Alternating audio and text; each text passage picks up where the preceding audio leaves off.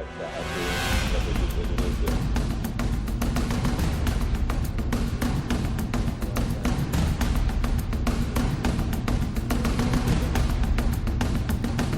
Namun dalam pandangan ICW, Presiden melakukan blunder kedua dari pos-pos penegakan hukum yang penting. Yang pertama ada ketika jabatan Menteri Hukum dan HAM diisi oleh orang politik. Dan kemudian yang terjadi hari ini, Jaksa Agung baru juga berlatar belakang partai politik. Maka persoalan besarnya adalah mustahil rasanya reformasi di institusi kejaksaan akan bisa dilakukan oleh orang-orang yang memang cenderung dan potensial membawa agenda politik masuk ke institusi kejaksaan.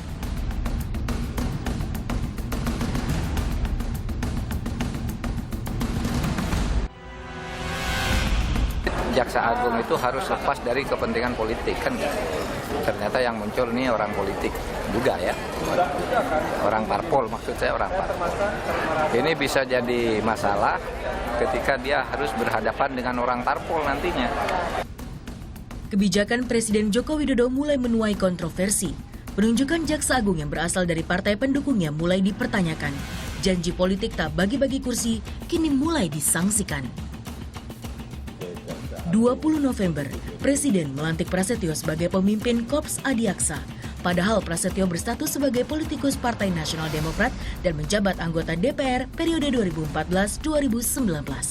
Demi memenuhi syarat sebagai calon Jaksa Agung, Partai Nasdem memberhentikan segera status Prasetyo sebagai anggota. Indonesia semua orang ada senang, ada tidak senang. Ada setuju, tidak setuju, biasa saja dalam demokrasi. Tapi untuk mengulangi bahwa Jaksa Agung itu diangkat berdasarkan kapasitas, tidak berdasarkan pilihan-pilihan partai. Pemilihan Jaksa Agung memang hak prerogatif Presiden. Namun ketika keputusan tersebut dibuat terkesan terburu-buru, objektivitas pun banyak dipertanyakan. Langkah ini dinilai mengancam popularitas Jokowi. Dan bila Presiden tak populer lagi, pemerintahannya rentan dijatuhkan.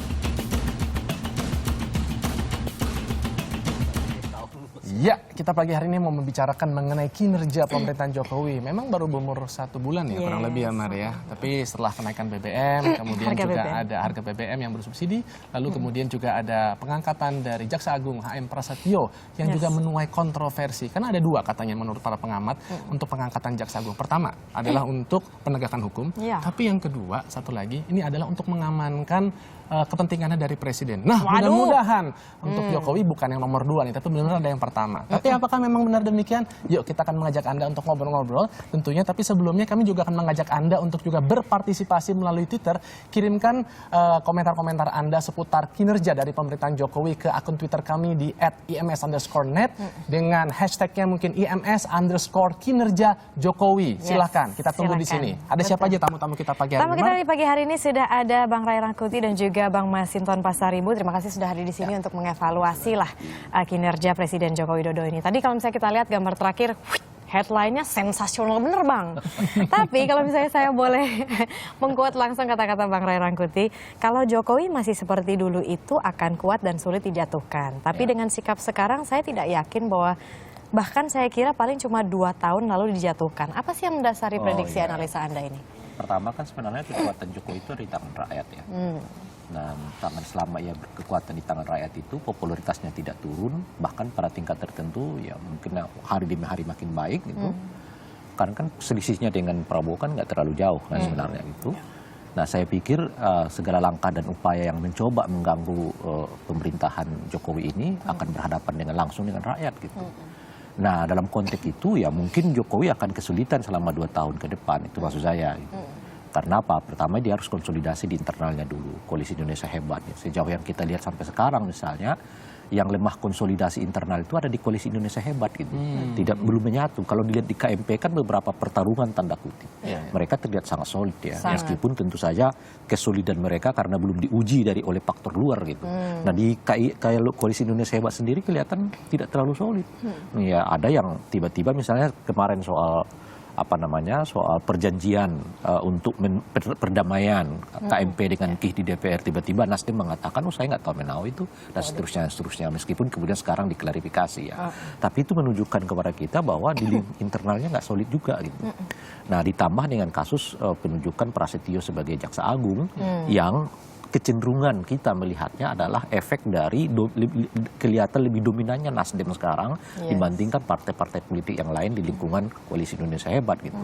Nah, ini tantangan tantangan utama dari Jokowi gitu. Nah, sekarang pertanyaannya kemudian kalau Jokowi kelihatan terlalu melayani ini, efeknya kan kelihatan dia meninggalkan rakyatnya gitu. Pada saat yang bersamaan disitulah kemungkinan kekhawatiran kita pada langkah-langkah di mana Jokowi tidak mengambil satu keputusan politik yang tidak populer seperti menaikkan harga BBM, kemudian ada semacam imajinasi yang dikembangkan secara sadar atau tidak sadar oleh mereka juga bahwa Jokowi sedang meninggalkan rakyat.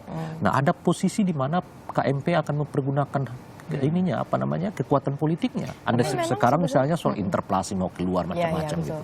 Nah, 2 tahun pertama ini dalam kondisi begitu, ya Jokowi bisa terombang-ambing gitu. Tapi kalau ia selamat dalam 2 tahun ini, 3 tahun kesananya menurut saya dia sudah aman. Memang menurut Anda, Bang, Anda juga kemarin sempat mengatakan bahwa kalau misalnya memang presidennya itu populer karena memang mendapatkan dukungan rakyat, parpol juga nggak berani gitu. Dengan memang bisa seperti itu. Dengan sendirinya. Tapi kan kalau misalnya mau menjalankan suatu kebijakan dan sebagainya, lobby-lobby di internal begitu antara KIH dan KMP itu kan juga merupakan faktor yang penting untuk meloloskan sebuah kebijakan. Oh iya, tentu saja itu terjadi.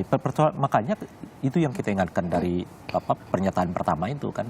Yang penting Anda dulu kan kepentingan rakyat. Sebab kalau dia berpatokan tetap pada kepentingan rakyat, pada isu-isu yang memang didukung oleh rakyat, partai-partai di luar Indonesia Hebat itu yang tidak bisa mengapa-ngapain. Yakin, gitu. Bang? Yakin. Anda misalnya kalau dia mengatakan, sebagai contoh misalnya, nggak usah jauh-jauh, dia pergi ke Singapura dengan mempergunakan uang pribadi, apa yang mau dikritik oleh dari KMP? Dan rakyat sangat senang sekali dan sebagainya gitu. Pada tingkat tertentu bahkan bisa menutupi isu soal kenaikan harga BBM. Karena langkah-langkah seperti itu gitu. Meskipun saya mengatakan kita nggak boleh terjebak pada hal-hal yang seperti ini gitu ya. Baik, coba sekarang kita beralih dulu ke Bang Masinton ini. Bang, kalau tadi dikatakan bahwa KIH tepatnya ini sekarang sedang terbelah. Apakah memang benar situasi demikian, terutama di parlemen? Tidak. Kalau koalisi di parlemen itu, Koalisi Indonesia Hebat itu selalu solid dari awal. Nah, memang komunikasi keluar itu memang agak tidak diketahui publik. Tapi kalau secara pengambil keputusan, rapat-rapat koalisi selalu satu suara. Jadi KIH parlemen ini tentunya selalu mendukung kebijakan dari pemerintahannya Joko Widodo? Oh iya, karena sebagai partai pengusung presiden dan bagian dari partai pemerintah tentu selalu sejalan seiring dengan pemerintah. Tapi kan banyak tuh di parlemen juga kader-kader, ya baik di parlemen maupun di luar tidak setuju lah dengan keputusan kemarin presiden. Effendi Simbolon, salah satu politisi PD Perjuangan juga secara vokal, Rieke Diah Pitaloka juga demikian. Tanggapan Anda? Rieke udah berubah. Udah berubah sekarang. Dinamika pernyataan-pernyataan dalam partai itu dia sebelum ada keputusan memang dinamikanya begitu. Jadi ada yang pro, ada kontra. Tapi ketika keputusan sudah diambil maka seluruhnya harus taat ajas, mendukung keputusan partai. Bagaimana pendapat Anda bahwa kalau misalnya kita melihat begitu ya manuver-manuver yang dikeluarkan oleh Presiden Joko Widodo ini kok semakin mendukung kubunya JK dan juga Nasional Demokrat, sehingga tampaknya PDI Perjuangan, partai terbesar yang istilahnya mendorongnya sejak awal itu malah agak terpinggirkan gitu. Tanggapan Anda? Enggak, Pak Masa Jokowi sih, dan Pak Pak JK kan memang satu pasang, satu paket. Jadi langkah apapun nggak bisa dipisahkan berdua ini, presiden dan wakil presiden. Begitupun dengan koalisi dengan partai-partai di Koalisi Indonesia Hebat. Tentu apa yang dilakukan oleh Pak Jokowi dan Pak JK dalam mengambil keputusan juga hasil sudah dikomunikasikan dengan kawan Koalisi Indonesia Hebat. Nah, tentu ini memang persoalan ekspektasi publik yang memang cukup tinggi, terutama kayak penegakan hukum ya. Nah, kita kan juga pengen Jaksa Agung yang baru ini juga bekerja melakukan terutama pembersihan terhadap tubuhnya gitu ya, tubuh di Kejaksaan Agung. Maklar-maklar kasus itu kan sangat banyak. Kalau kita lihat itu ada sekian banyak kasus-kasus jaksa yang bermasalah itu, bahkan jaksa yang bermasalah. Proses pemilihan kemarin seperti apa sih Bang Masinton? Maksudnya kan nama dari M. Prasetyo ini kan muncul secara tiba-tiba gitu ya. Maksudnya seperti tidak dites the water sama Presiden Joko Widodo. Nah, proses pemilihannya sehingga nama Prasetyo ini muncul kemarin seperti apa? Tapi namanya dari sejak awal beberapa kandidat Jaksa Agung itu nama Pak Prasetyo itu sudah ada dengan nama-nama disandingkan dengan nama-nama lainnya. Bahwa kemudian diputuskan Pak Prasetyo sebenarnya kita nggak kaget lagi karena beberapa nama itu sudah muncul ya, termasuk nama Pak Prasetyo. Nama-nama lainnya seperti apa waktu itu? Ada Altijo Pak Altijo. Alkostar. Ada dari dalam, ada dari luar. Iya. Kemudian Jadi, ini kan termasuk Todung Mulya Lubis misalnya. Ada banyak. Nah, jadi ini kan persoalan ekspektasi publik sebenarnya. Tapi nama-nama mereka kan luar biasa gitu rekam jejaknya Pak. Kalau misalnya boleh bicara mengenai Artijo Alkostar, dia merupakan istilahnya hakim yang paling ditakuti para koruptor begitu. Mengenai prestasi Todung maksudnya. Mulya juga merupakan seorang ahli hukum yang memang konsisten menyuarakan istilahnya hukum putih begitu. Nah, ini yang menjadi pertanyaan dari masyarakat, mengapa akhirnya nama M. Prasetyo muncul begitu. Ya, karena ini kan prerogatif presiden ya, tentu kita juga berharap beberapa nama-nama itu kayak Pak Artijo yang sudah jelas dalam prestasinya di hakim killer gitu istilahnya. Nah, kita berharapnya seperti itu, tapi ini kan lagi-lagi hasil dari prerogatif presiden. Nah, kita tinggal berharap saja bahwa keputusan pengangkatan Jaksa Agung ini bisa memenuhi ekspektasi publik. Nah, memang harus diberikan target. Kalau tidak memenuhi tadi, dalam setahun apa yang harus dilakukan. Kalau tidak, ya bersedia untuk diganti. Karena kita pengen persoalan bangsa ini kan sisi penegakan hukumnya. Demokrasi ini tanpa penegakan hukum kan menjadi kacau kan. Nah, penegakan hukum ini menjadi sangat penting di tengah-tengah gurita korupsi yang memang terjadi di mana-mana. Dan apalagi ini visi misinya Pak Jokowi ini kan, pemerintahan Jokowi JK ini kan menciptakan pemerintahan yang bersih. Nah, kita berharap Jaksa Agung ini bisa membersihkan di tubuh kejaksaan itu sendiri.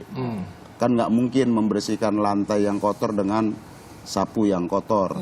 Nah, kalau menurut Bang Ray bagaimana nih yang dikatakan oleh Bang Masinton? Memang hak prerogatif presiden, tapi apakah tadi waktu di awal saya katakan memang ini murni untuk menegakkan hukum, ataukah yang kedua jangan-jangan adalah untuk mengamankan kepentingan dari pihak-pihak tertentu? Kalau terkait dengan kasus ini, saya sudah memberi catatan ya. Jadi menurut saya ada semacam 3 cacat yang dibuat oleh Pak Jokowi dalam konteks pengangkatan. Antara lain? Pertama adalah soal transparansi.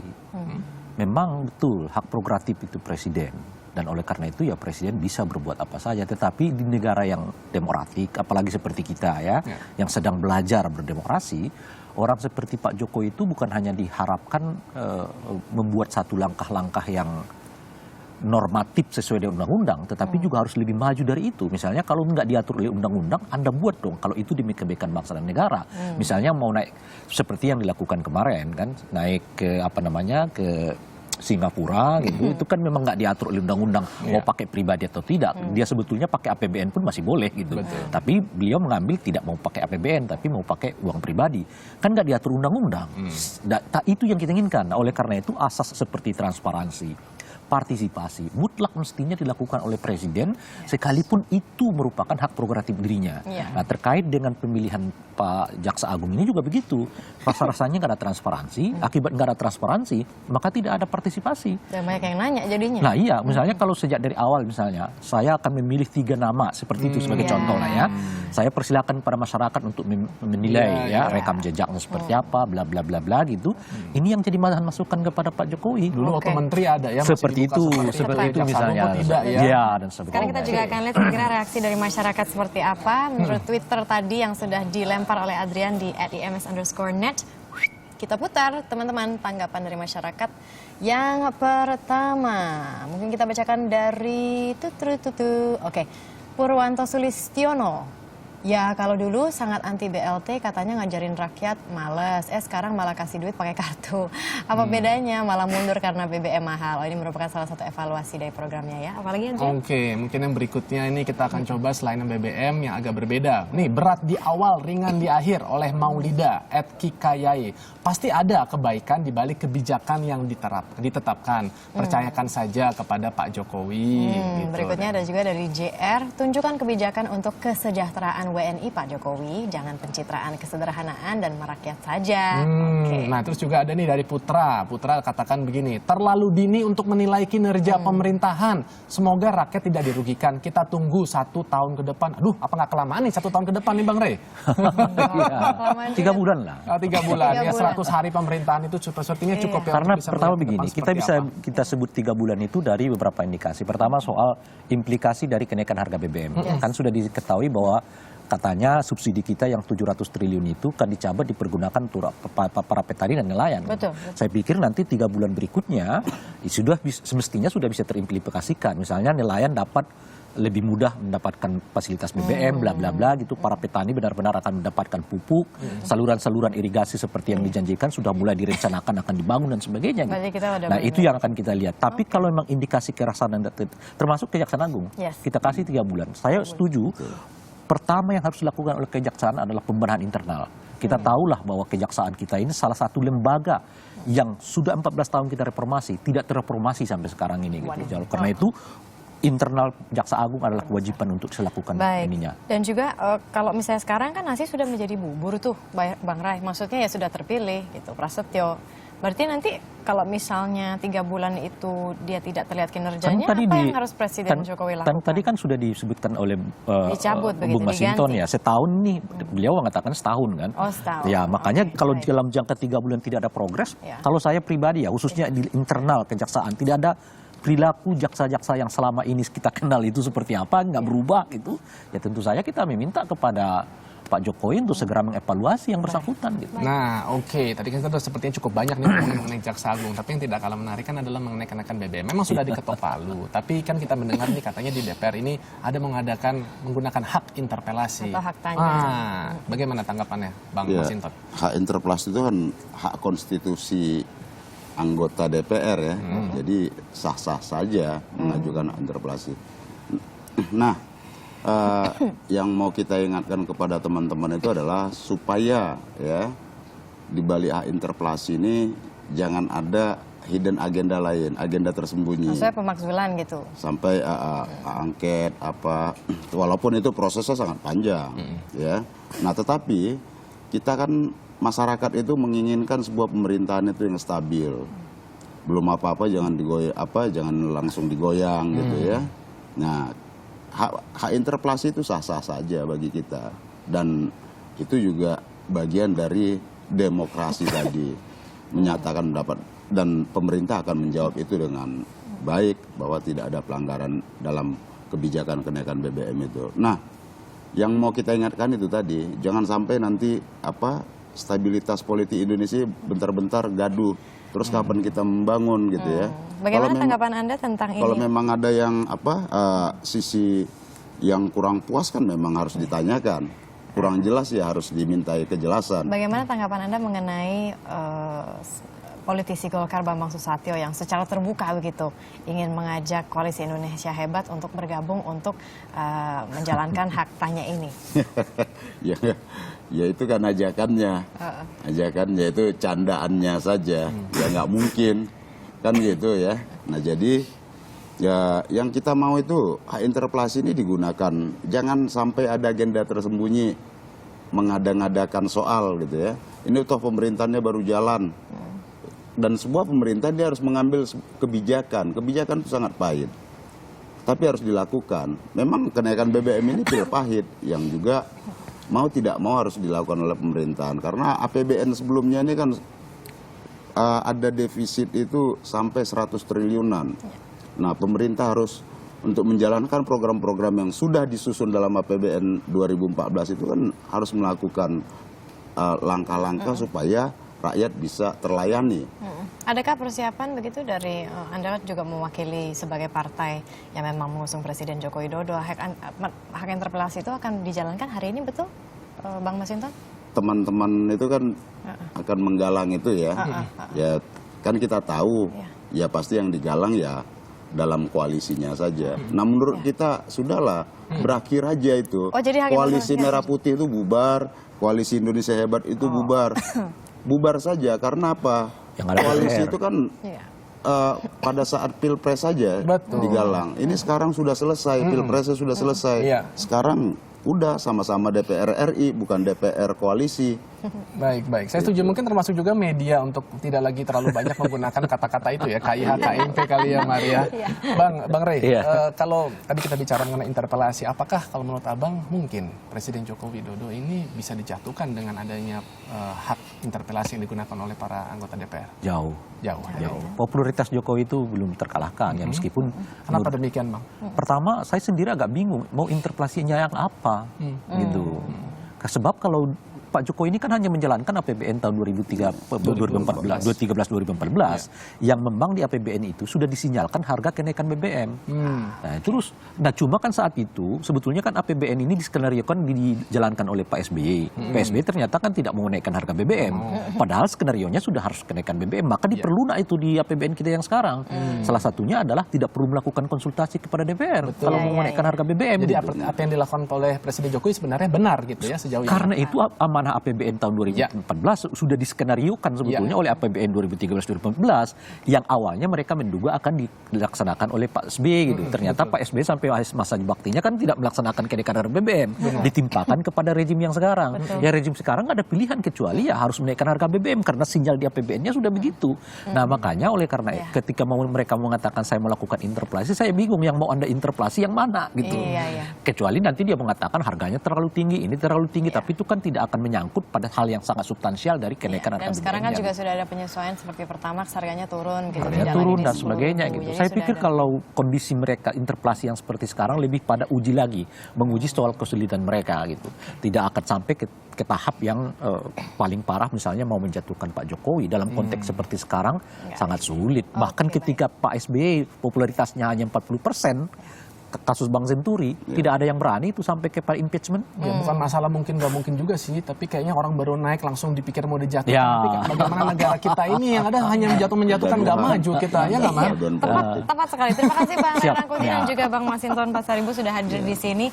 Tapi intinya memang kalau misalnya dikatakan dalam 1 bulan terakhir ya evaluasi belum bisa dikatakan objektif juga. Tapi ya tentunya pengawalan itu tetap kita lakukan, baik media, masyarakat juga boleh menyuarakan, kemudian para pengamat dan juga politisi juga bisa mengeluarkan untuk terus mengguidance Presiden Joko Widodo memang melakukan kebijakan-kebijakan yang pro rakyat Indonesia. Betul, tadi dikatakan Bang Ray, transparansi dan partisipasi. Ternyata partisipasi bukan hanya dari pemerintah, tapi juga dari masyarakat untuk terus mengawal jalannya pemerintahan tapi secara konstruktif ya, jangan cuma buat ngata-ngatain aja. Betul. Itu nggak konstruktif. Setuju sekali Mar. Dan tentunya akan ada informasi menarik lainnya yang akan hadir sesaat lagi, tetaplah bersama kami di Indonesia Morning Show.